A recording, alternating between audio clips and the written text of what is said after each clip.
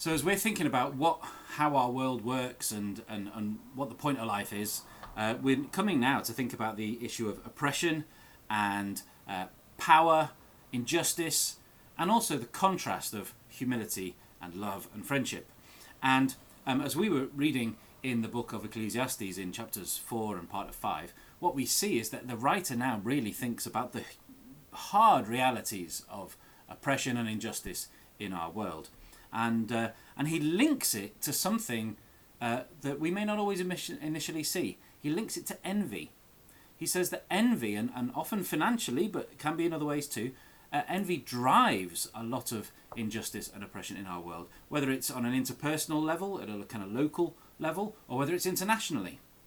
As a contrast, what he then talks about is, on the one hand, friendship and kindness between people, so that he talks about how two are better than one and a cord of three strands is not easily broken, and the way that actually if we love one another, that does make a bigger difference than we might sometimes realise. As one writer puts it, it's mutual encouragement when we're weak, mutual support when we are vulnerable, and mutual protection when we're attacked.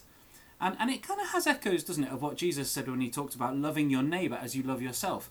That when we live in a way that really fulfills that, this does push back the effects of oppression. Of course, in our broken world, it doesn't solve every scenario, and that doesn't answer every question we have. But he does say, how do you live in a world where there's oppression? You live like this. And then more, he says too that we need humility before God. In chapter 5, he talks about how we need to come before God, and instead of just spouting off whatever we're thinking about, we need to be those who are willing to just cover our mouths and listen. What does God have to say? How should we live before him? I guess that's echoing the love the Lord your God with all your heart, soul, mind and strength. These two things, love God with all your heart, soul, mind and strength, and love your neighbour as yourself.